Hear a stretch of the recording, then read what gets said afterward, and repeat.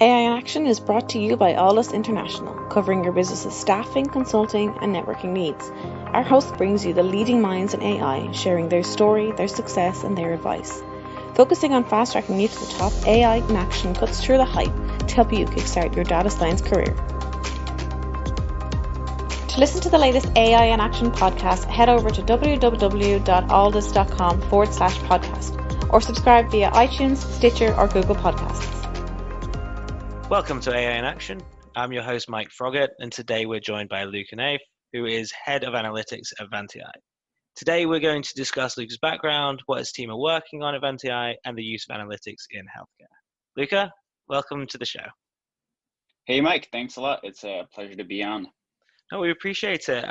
Love to get a little bit of background on yourself for the listener. So if you want to run through a bit of an introduction on who you are.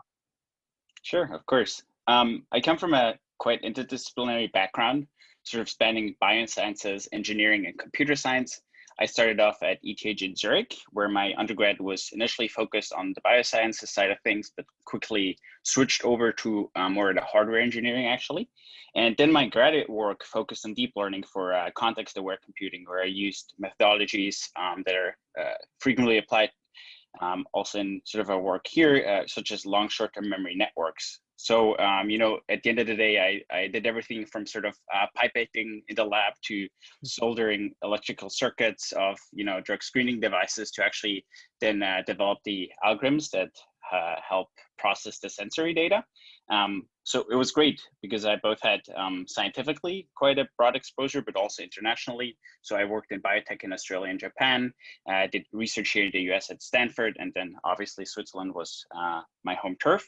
And then I'd say the other thing that I always really enjoyed was entrepreneurship, because that's how you get, your ideas implemented such that it eventually can have impact on people's day-to-day lives. So I started a software startup during undergrad, and I helped a lot of deep tech startups in Switzerland that are trying to move into life science verticals, sort of the domain expert there. All that culminated eventually bringing everything together, going to McKinsey and Quantum Black. I worked as a digital and analytic consultant there, where I applied machine learning in pharma and medtech. That's also where I met our founder and president, Zach, and we led a lot of the firm's efforts in applying machine learning in drug discovery space. And that was obviously a fantastic opportunity for us. Having helped start a lot of the AI and drug discovery efforts for a lot of the big pharmas, when we started building Advantia, we knew exactly sort of where the biggest problems and potential lies, and we were able to build our core tech, the use cases extremely quickly. So that was great. Awesome. Okay, so moving into Vantai then, why don't you tell us a little bit about how the business started, how you and Zach got together, and then also what the offering is and what you guys are working on. Yeah, absolutely. So at the end of the day, Advantia uses machine learning to design better therapies, which basically means we have two offerings. One, we work together with a partner to help them discover new or existing molecules to tackle diseases. And the second part of our offering is, after being sort of a little bit disappointed with what the market currently offers, we started developing and now are offering a software suite, which is specifically geared towards allowing scientists to test new hypotheses faster. And all of this is in the background powered by a lot of the algorithms that we've developed and use sort of together with our customers, all brought into sort of a 21st century software package, extremely low latency, focus on user designs and things like that. In terms of where we actually apply machine learning in the whole process, there's, I'd say, two buckets of problems. Number one is we have developed models that can correctly predict biological interactions. Say, for example, you throw a molecule like aspirin into the human body, we can accurately predict what it interacts with using a variety of different machine learning methods. These could be, for example, looking at the 3D structure of a protein and the molecule, and then using technologies like convolutional neural nets to assess the binding affinity there, or they could be NLP-inspired techniques that look at the sequence of the protein using transformer or similar type of approaches. So that's sort of the first problem. And the second problem is we try to model the biological pathways and circuits on sort of a system level. For example, we have models that predict what specific circuits get turned on in a disease state, and which of those you can then obviously tackle using chemistry, for example, and which get turned on when you're exposed to a drug. So that could be either a positive effect, so can the drug actually turn on the circuits that you need to help treat a disease, or it could be negative effects, so trying to predict side effects in sort of an in silico manner before that. Very interesting. Cool. So, what was the vision then? So it sounds like there was a technology change once you kind of went into the market and to create that new offering. What made you want to jump on board with Vantai and the mission to start with? Yeah, definitely. So for one, it's obviously a fantastic problem to solve. A lot of people talk about the high cost of drugs, which is obviously an issue, but the main issue, I'd say, in drug discovery altogether is that for the vast majority of diseases, we have no cure, right? And even if you look at the drug aspect in particular, the high failure rates, which are causing the high costs at the end of the day, are caused by, phase 2B and phase 3 clinical trial failures, most of them caused by efficacy. So you really didn't understand the disease, the biology behind it correctly, right? And this is where Vantai's focus clearly set us, bridging the gap between chemistry and biology. And, and another point why it's a great problem to solve, lastly, but for me, quite importantly, is we're still quite a bit away from replacing animal models altogether, but obviously the better our models get, the less we have to rely on these sort of things. And in terms of, why starting Vantai, I think, Vantai is the only player in the field that was sort of incubated or started out of an existing large pharma player with Roivant as our main investor, which is great for us because we were, both an independent company and all of our existing initial customers were external companies that are not part of the Roivant family of companies. But we were able to partner with them really quickly and directly put a lot of our work to the test directly with, real pharma companies, working a lot together with them, have an immediate feedback cycle, allowing to build our core technology in a really, really short time. And for an example of that is, for example, we built our sort of proof of concept deep learning powered virtual screening workflow, the prototype of it in 3 days, just being able to directly work together with those companies. So I think there's really quick feedback cycles there, which is a great setup for us. And then obviously, working together with Zach and doing a lot of the things that we've done extensively, problems we've worked on extensively before that for big pharma was a big draw. And so, that was for me a great reason to sort of hop on board. The whole setup was very favorable to start everything. It's exciting. So, honestly, the question that I wanted to ask was, you mentioned animal trials and the potential of replacing that. How much is that in the future, and how soon do you think that could happen? Yeah, so that's a great question, because if you look at applying machine learning to drug discovery, it's certainly a hype fest. And before starting Vantai, we have evaluated many of the players in the field, sort of designing the strategies for the large pharma companies. And, there's a lot of companies out there that, just sort of started selling, we're just going to use generative adversarial networks that, spit out molecules that are perfect, or panacea. And that was a lot more hype than science, most certainly.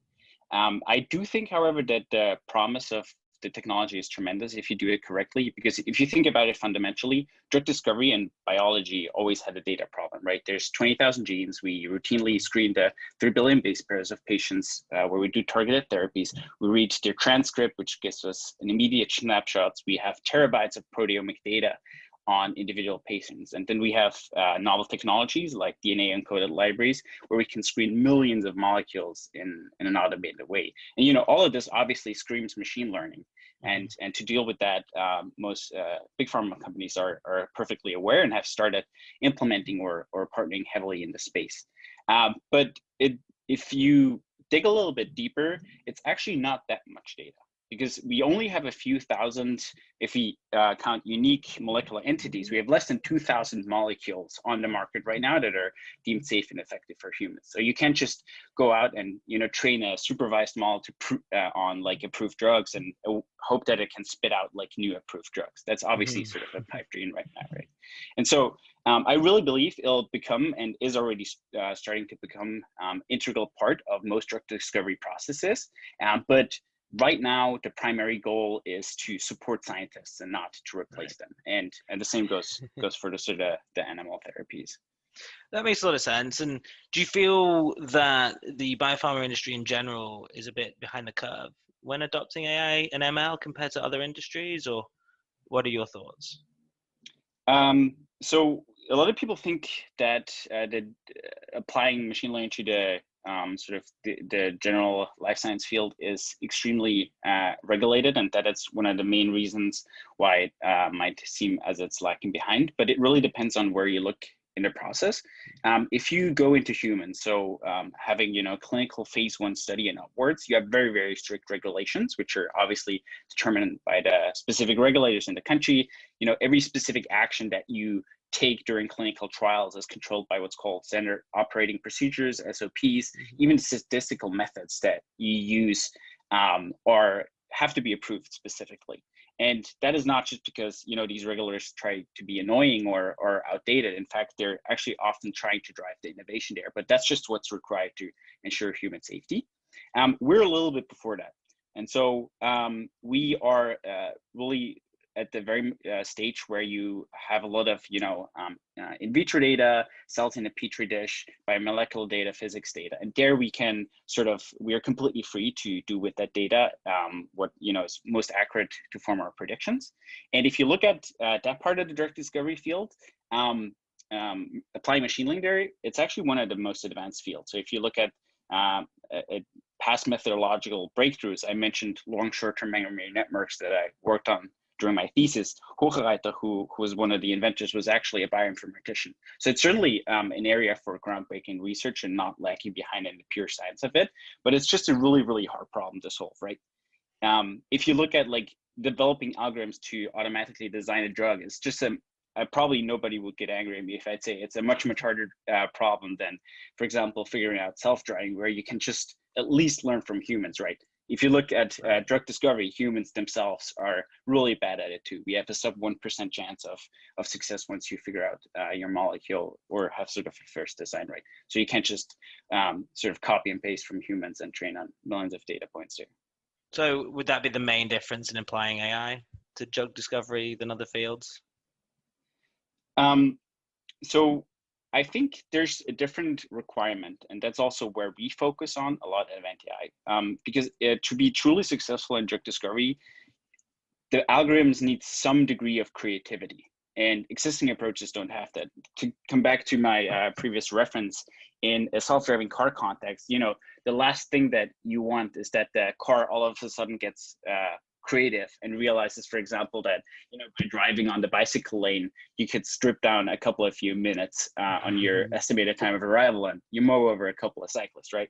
So our current standard approach, where we ingest millions of data points, trying to perfectly imitate what like real human drivers do in those situations, that works well. But in drug discovery, we need creativity, right? Just coming up with the exact same molecule that we've seen it before is not going to help anyone. And while we're getting better and better, as I said, humans are still ridiculously bad at drug discovery, despite having some of the smartest people working on the field. And that's sort of where we focus on quite a bit. And sort of our two answers to that is, number one is, how can we equip scientists with a tool to bridge the gap between biology and chemistry? And so our models are explicitly tailored to help scientists develop a new hypothesis. For example, by modeling the underlying systems biology, we have models that predict toxicity of a drug, and they use biological pathways as features. And so instead of just getting a binary answer, yes, this is toxic or not, it's actually going to tell you what pathway it might use to cause toxicity. And then the scientists can go out and test that in certain organ models and stuff like that. So that's one. We empower the scientists to really discover new terrain there. And then number two is, in terms of methodology, our approaches are really focused on being able to excel where there's little data available. And we heavily rely on transfer learning and embeddings. And that's also why we're active across modalities. So a lot of companies only focus on one specific modality, such as small molecules, but Vantai works on peptide therapeutics, RNA, small molecules, all across the board, because we need that data to train embeddings on.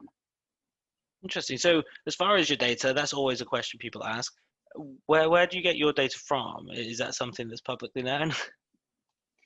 Yeah, that's a really good question. So, I mean, as I said, we leverage an extremely wide variety of tools, which is also, I think, very differentiating in our approach. So we use both sort of classical data, such as looking at 3D structures of proteins, but also looking into metabolomics type of data sets, proteomics, transcriptomics, so all of the very biologically rich data sets. And some of that is publicly sourced, but we actually go and explicitly generate data with the specific purpose of improving our algorithms. And there we focus specifically on data that is sort of unexplored, biologically rich territory. An example of which is, for example, our recent collaboration with Terra Biosystems. They have one of the most sophisticated organ on a chip system, which is basically a miniature version of a heart that can model the physiology and molecular biology of a heart in a mini format.